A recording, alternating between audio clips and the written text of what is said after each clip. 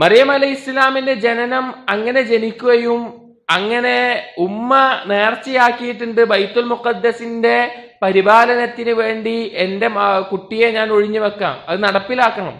അങ്ങനെ നാടിന്റെ സമ്പ്രദായം അതല്ലെങ്കിൽ കൂടി തന്റെ മകളെ ബൈത്തുൽ മുഖദ്ദസിന്റെ പരിപാലനത്തിലേക്കും ഇബാദത്തിലേക്കും അള്ളാഹുവിന് ഇബാദത്ത് ചെയ്യുന്ന ശ്രദ്ധിക്കാനും അതിനുവേണ്ടി മാറ്റിവെക്കുകയാണ്.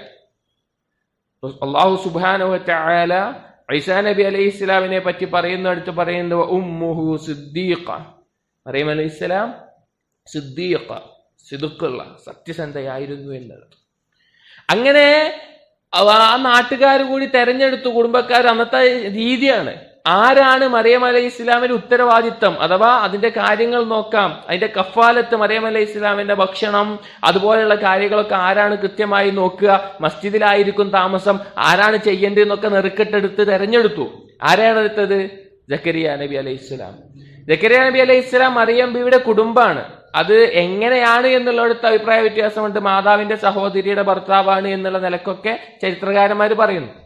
ഇവിടെ നാം പറയുന്നത് അല്ലാഹു സുബ്ഹാനഹു വ തആല പറയാണ് കഫലഹ സക്കരിയ, അവരെല്ലാവരും കൂടി തീരുമാനമെടുത്ത് മറിയം അലൈഹിസ്സലാമിന്റെ ഉത്തരവാദിത്തം, അതിന്റെ കഫാലത്ത് സക്കരിയ നബി അലൈഹി ഇസ്ലാമിനെ ഏൽപ്പിച്ചു. സക്കരിയ നബി അലൈഹി ഇസ്ലാം, മറിയം അലൈഹി ഇസ്ലാം വളർന്നുകൊണ്ടിരിക്കുകയാണ്. മറിയം അലൈഹി ഇസ്ലാമിന്റെ ഏറ്റവും വലിയ പ്രത്യേകത എന്താ അറിയോ? തഖ്വയും ഇഫ്ഫത്തും, അള്ളാഹുവിനെ സൂക്ഷിക്കുന്നതിലുള്ള മഹത്തരമായ ശ്രദ്ധ, അതുപോലെ ചാരിത്രശുദ്ധി. ഈ രണ്ട് കാര്യങ്ങൾ വളരെയധികം ശ്രദ്ധിക്കുകയും വളരെയധികം അള്ളാഹുവിനെ ഇബാദത്ത് ചെയ്യുകയും വളരെയധികം അള്ളാഹുവിനെ മനസ്സിലാക്കുകയും ചെയ്തിരുന്നു മറിയം അലൈഹി ഇസ്ലാം. അതിനു വേണ്ടിയിട്ടാണ് സക്കരിയ നബി അലൈഹി ഇസ്ലാമിന്റെ അടുക്കൽ ഏൽപ്പിച്ചത്. അള്ളാഹുവിനെ പറ്റി പഠിപ്പിച്ചു കൊടുക്കാൻ, ദീന് പഠിപ്പിച്ചു കൊടുക്കാൻ, നല്ല തഖ്വയുള്ളവരായി വളരാൻ.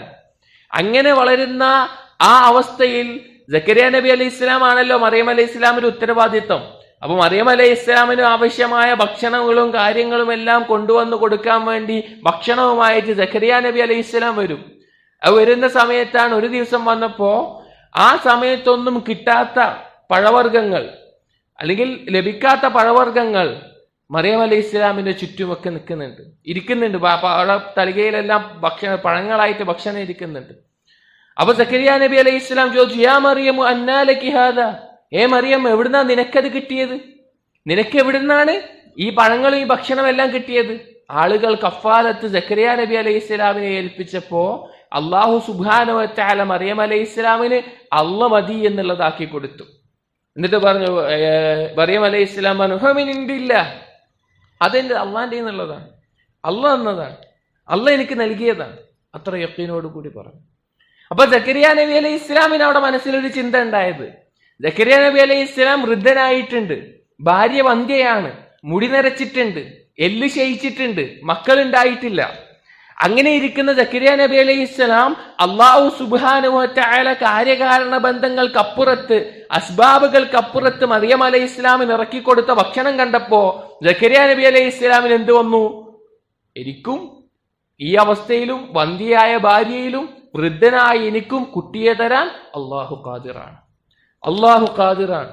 അവിടെ വെച്ച് അല്ലാഹു സുബ്ഹാനഹു വ തആല പറഞ്ഞു, ഹുനാലിക ദഅ സക്കരിയ, ആ സമയത്ത് മറിയം അലൈഹി ഇസ്ലാമിന്റെ ജീവിതത്തിൽ കണ്ട ആ സംഭവം കണ്ടപ്പോ അവിടെ വെച്ച് സക്കരിയ നബി അലൈഹി ഇസ്ലാം തന്റെ മനസ്സിൽ ഒളിപ്പിച്ചു വെച്ചിട്ടുള്ള വിഷമം അള്ളാഹുവിനോട് പറയാണ്, റബ്ബഹു ഖാല റബ്ബി ഹബ്ലി മിൻ ലദുൻക ദുർരിയതൻ ത്വയ്യിബ, അല്ലാഹ് എനിക്ക് ത്വയ്യിബായ ഒരു സന്താനത്തെ തരണേ. ഒന്ന് ആലോചിച്ച് നോക്കി. അള്ളാഹുവിന്റെ ദൃഷ്ടാന്തങ്ങൾ കാണുമ്പോ അള്ളാഹു തആല ഓരോരുത്തർക്ക് അവരുടെ തഖ്വ കൊണ്ടും ഈമാൻ കൊണ്ടും അവര് നേടിയെടുക്കുന്ന കാര്യങ്ങൾ കാണുമ്പോ ആ അള്ളാനെ മനസ്സിലാക്കിയിട്ട് എന്റെ ജീവിതത്തിൽ ഒരിക്കലും നടക്കില്ല, ഒരിക്കലും സാധ്യമല്ല, കാരണങ്ങൾ വെച്ച് നോക്കുകയാണെങ്കിൽ നടക്കുക തന്നെയില്ല, അങ്ങനെയുള്ള കാര്യത്തിൽ ആ സക്കരിയ നബി അപ്പൊ അള്ളാഹുവിനോട് പ്രാർത്ഥിക്കാൻ എനിക്ക് ഒരു കുട്ടിയെ തരണം എന്നുള്ളത്. നമ്മുടെ ആളുകളാണെങ്കിലോ, ഒരാള് അള്ളാഹുവിനോട് ഏറ്റവും അടുത്ത അവസ്ഥയിൽ അവന്റെ തഖ്വ കൊണ്ട് ഫർളും നഫ്ലുമായ ഇബാദത്തുകൾ നിർബന്ധമായതും ഐച്ഛികമായതും എല്ലാം ചെയ്ത് അള്ളാഹുവിനെ സൂക്ഷിക്കേണ്ട മുറപ്രകാരം സൂക്ഷിച്ച് അവൻ അള്ളാഹുവിലേക്ക് അടുക്കുമ്പോൾ അള്ളാഹുവിനെ ഇക്രാം ചെയ്യുമ്പോൾ നമ്മുടെ ആളുകൾ എന്താ ചെയ്യുക? അയാളോട് പോയി പ്രവർത്തിക്കാൻ നിൽക്കും, അയാളോട് പോയി സഹായം ചോദിക്കാൻ നിൽക്കും.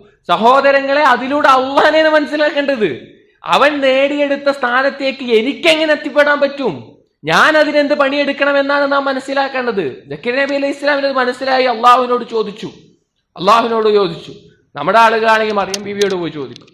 നമ്മുടെ ആളുകൾ മറിയം അലൈഹി ഇസ്ലാമിനോട് പോയി ചോദിക്കും. കാരണം മറിയം അലൈഹി ഇസ്ലാമിനാണല്ലോ ആ സംഭവം ഉണ്ടായത്. അല്ല, അള്ളാഹു സുബ്ഹാനഹു വ തആല ഇക്റാം ചെയ്യുന്നതാണ് ഓരോരുത്തരുടെ ഈമാനിന്റെയും തഖ്വയുടെയും അളവിൽ.